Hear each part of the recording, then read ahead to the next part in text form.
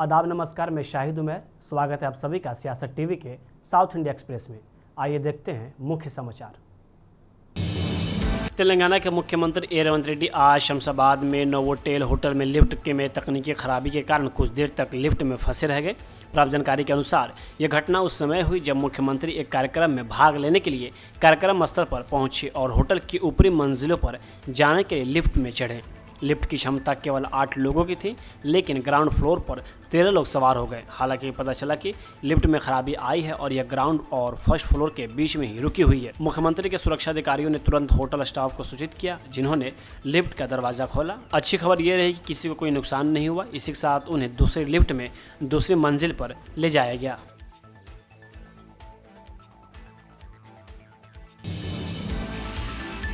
हरियाणा में एक सभा को संबोधित करते हुए प्रधानमंत्री मोदी ने वक्फ के मुद्दे पर विपक्ष पर तीखा हमला किया। उन्होंने कहा था कि अगर वक्फ संपत्तियों का सही इस्तेमाल हुआ होता तो मुस्लिम नौजवानों को पंचर नहीं बनाना पड़ता। प्रधानमंत्री ने आरोप लगाया कि यह सब कांग्रेस की देन है, जिससे मुसलमानों को नुकसान ही हुआ है। उन्होंने यह भी कहा कि वक्फ के नाम पर गरीबों के साथ जो लूट हुई है वह अब बंद होने वाली है।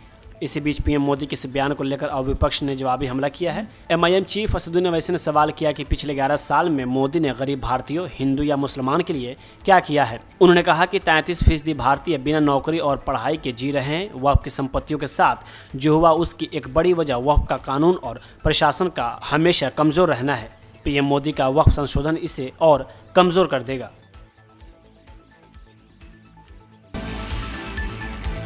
तेलंगाना सरकार ने आधिकारिक तौर पर घोषणा की है कि भारत शिखर सम्मेलन 2025 25 और 26 अप्रैल को हैदराबाद अंतर्राष्ट्रीय कन्वेंशन सेंटर में होगा।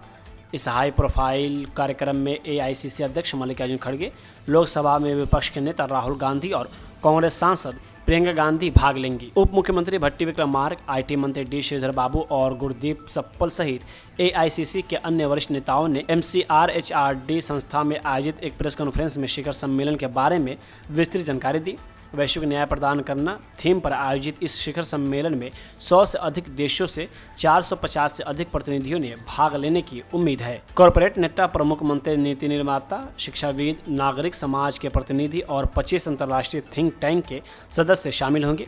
शिखर सम्मेलन को तेलंगाना के लिए एक निर्णायक क्षण बताते हुए मंत्रियों ने राज्य को लोकतांत्रिक, उदार और न्यायपूर्ण विश्व व्यवस्था की वकालत करने वाली प्रगतिशील ताकतों के केंद्र में बदलने की इसकी क्षमता पर जोर दिया। उन्होंने कहा, शिखर सम्मेलन वैश्विक शांति और न्याय में भारत की विरासत का सम्मान करेगा और तेलंगाना को वैश्विक विचारकों, सुधारकों और परिवर्तनकर्ताओं के लिए आधुनिक बैठक स्थल के रूप में स्थापित करेगा।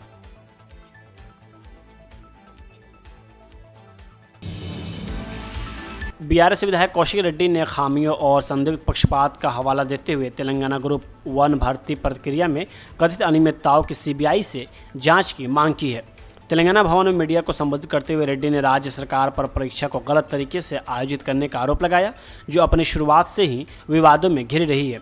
रेड्डी ने इस बात पर प्रकाश डाला कि प्रारंभिक और मुख्य परीक्षा के लिए अलग अलग हॉल टिकट जारी किए गए थे, एक ऐसा कदम जिसे उन्होंने भारत के परीक्षा इतिहास में अभूतपूर्व बताया। उन्होंने तर्क दिया कि इस विसंगति ने उम्मीदवारों के बीच भ्रम पैदा कर दिया है और कदाचार के अवसर पैदा किए। उन्होंने कहा कि यही से अनियमितताएं शुरू हुई है।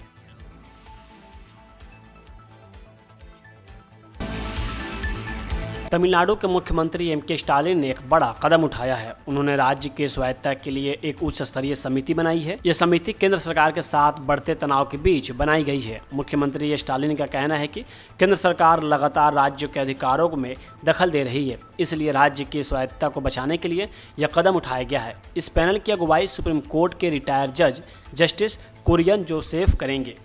यह पैनल केंद्र और राज्य सरकारों के बीच संबंधों का गहराई से अध्ययन करेगा। इस समिति का मुख्य उद्देश्य राज्य की स्वायत्तता की रक्षा करना है। स्टालिन ने राज्य विधानसभा को बताया कि पैनल जनवरी 2026 में एक अंतरिम रिपोर्ट देगा। इसके बाद 2 साल के भीतर अंतिम रिपोर्ट और सिफारिशें पेश की जाएंगी। इसके माध्यम से राज्य सरकार अपने अधिकारों को और मजबूत करना चाहती है। यह कदम ऐसे समय में उठाया गया है जब राज्य विधानसभा से पारित 10 बिलों को राज्यपाल की मंजूरी के बिना ही कानून मान लिया गया है। यह सुप्रीम कोर्ट के एक फैसले के बाद संभव हुआ है। 8 अप्रैल को सुप्रीम कोर्ट ने कहा था कि राज्यपाल RN रवि का 10 बिलों पर सहमति रोकना गैरकानूनी था। सुप्रीम कोर्ट के जस्टिस JB पारदीवाला और R महादेवन की बेंच ने कहा कि राज्यपाल संवैधानिक रूप से राज्य विधानसभा की सलाह पर काम करने के लिए बाध्य हैं। अब स्टालिन सरकार ने स्वायत्तता पर विचार के लिए जो कमेटी बनाई है उसमें पूर्व ब्यूरोक्रेट अशोक वर्धन शेट्टी और राज्य योजना आयोग के पूर्व उपाध्यक्ष M नागानाथन भी सदस्य होंगे। मुख्यमंत्री ने कहा, कमेटी उन विषयों को राज्य सूची से कानून के अनुसार समवर्ती सूची में ट्रांसफर करने का अध्ययन करेगी।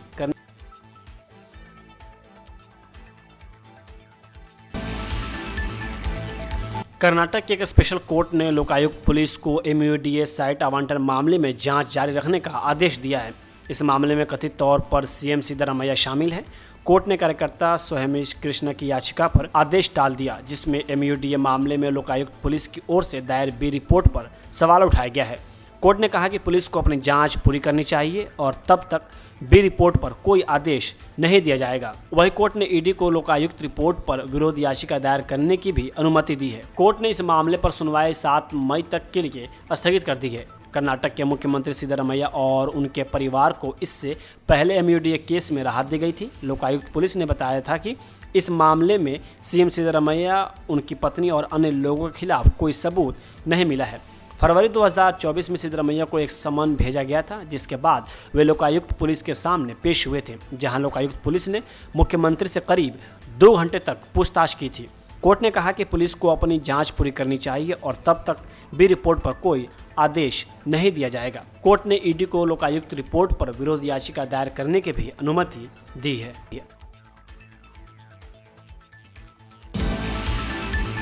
वरिष्ठ कांग्रेस नेता और मुस्लिम समुदाय के प्रमुख आवाज़ मंसूर अली खान ने वक्फ संशोधन अधिनियम 2025 को चुनौती देते हुए सुप्रीम कोर्ट में याचिका दायर की है। उन्होंने इसे भारत के अल्पसंख्यकों के धार्मिक और संवैधानिक अधिकारों पर सीधा हमला बताया है।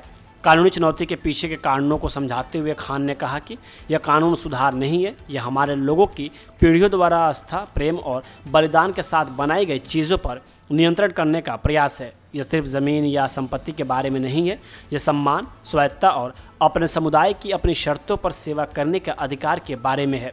बिना किसी पर्याप्त परामर्श के पारित किया गया यह संशोधन सरकार द्वारा नियुक्त अधिकारियों को सदियों पुरानी मस्जिदों, दरगाहों और सामुदायिक संपत्तियों को एक तरफा तरीके से गैर वक्फ के रूप में पुनर्वर्गीकृत करने का अधिकार देता है। यह न्यायिक निगरानी को दरकिनार करता है, नए धार्मिक बंदोबस्तों को प्रतिबंधित करता है और वक्फ संपत्तियों की सुरक्षा के लिए बनाए गए संस्थानों को कमजोर करता है। खान ने आगे कहा कि हमारे स्कूल, अस्पताल और पूजा स्थल हमेशा देखभाल और सेवा के स्तंभ में रहे हैं, सिर्फ मुसलमानों के लिए ही नहीं बल्कि सभी के लिए है।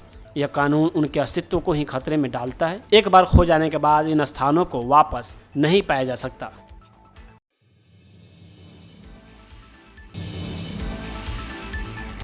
संसदीय कार्य और अल्पसंख्यक मामलों के मंत्री किरेन रिजिजू ने आज कहा कि वक्फ अधिनियम में केंद्र के संशोधन मुस्लिम समुदायों के खिलाफ नहीं है, बल्कि इसका उद्देश्य पिछले कानून असंतुलित को ठीक करना और देश भर में भूमि स्वामित्व में न्याय सुनिश्चित करना है। कोची में एक प्रेस कॉन्फ्रेंस को संबोधित करते हुए केंद्रीय मंत्री ने जोर देकर कहा कि सरकार का उद्देश्य यह सुनिश्चित करना है कि भारत में कोई भी व्यक्ति किसी अन्य व्यक्ति की भूमि पर एक तरफा या जबरदस्ती दावा करने में सक्षम न हो। ब्रीफिंग में उनके साथ केंद्रीय राज्य मंत्री जॉर्ज कुरियन और केरल भाजपा अध्यक्ष राजीव चंद्रशेखर भी थे। रिजिजू ने आगे कहा कि एक कहानी है कि केंद्र सरकार मुसलमानों के खिलाफ है, लेकिन यह सच नहीं है। हमने इस कानून को संशोधन इसलिए किए क्योंकि पहले वक्फ को अभूतपूर्व अधिकार दिए गए थे। हम अतीत में की गई गलतियों को सुधारने और लोगों को न्याय दिलाने के लिए हैं। रिजिजू ने मुस्लिम समुदायों से भी अपील की कि वे खुद को राजनीतिक वोट बैंक न बनने दें। उन्होंने कहा, मैं मुसलमानों से अपील करता हूं कि वे कांग्रेस पार्टी और कम्युनिस्ट पार्टियों का वोट बैंक न बने। एक बार जब आप वोट बैंक बन जाते हैं तो आपके साथ एक वस्तु की तरह व्यवहार किया जाता है। उन्होंने कहा कि उन्होंने पहले कांग्रेस और वामपंथी दलों को किसी भी समुदाय को सिर्फ चुनावी पूंजी तक सीमित न रखने की चेतावनी दी थी। केरल में मुनंबम भूमि विवाद का जिक्र करते हुए रिजिजू ने कहा कि यह घटना उन कारणों में से एक थी जिसने सरकार को कार्रवाई करने के लिए प्रेरित किया। भारत में दुनिया की सबसे बड़ी वक्फ संपत्तियां हैं। मुनंबम मामला कुछ समय पहले हमारे ध्यान में आया था और जब मुझे इसके बारे में पता चला तो मैं खुद परेशान हो गया।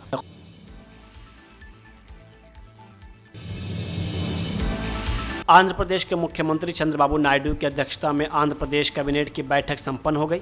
इस बैठक में कई अहम फैसले लिए गए। राज्य कैबिनेट ने अनुसूचित जाति वर्गीकरण पर अध्यादेश के मसौदे को मंजूरी दे दी है। कैबिनेट ने 617 करोड़ रुपए की लागत से विधानसभा भवन और 786 करोड़ रुपए की लागत से हाईकोर्ट भवन के निर्माण को मंजूरी दी है। इससे निर्माण कार्य को L1 बोलीदाता को सौंपने का फैसला किया गया। इसने निर्माण कार्य को L1 बोलीदाता को सौंपने का फैसला किया। इसने शहरों में जलवायु प्रणालियों के लिए राज्य केंद्र की स्थापना को मंजूरी दी। इसने शहरी क्षेत्रों में बाढ़ प्रबंधन के लिए विशेष प्रणाली स्थापित करने का फैसला किया। कैबिनेट ने विशाखापट्टनम में IT हिल 3 पर TCS को 21.66 एकड़ और उरुसा क्लस्टर प्राइवेट लिमिटेड को 3.5 एकड़ जमीन आवंटित करने का फैसला किया।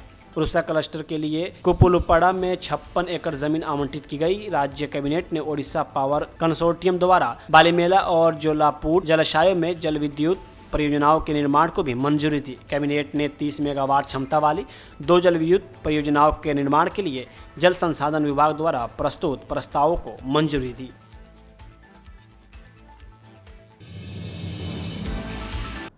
साउथ इंडिया एक्सप्रेस यहीं होता है समाप्त। मुझे दे इजाज़त। बाकी खबरों के लिए बने रहें सियासत टीवी के साथ।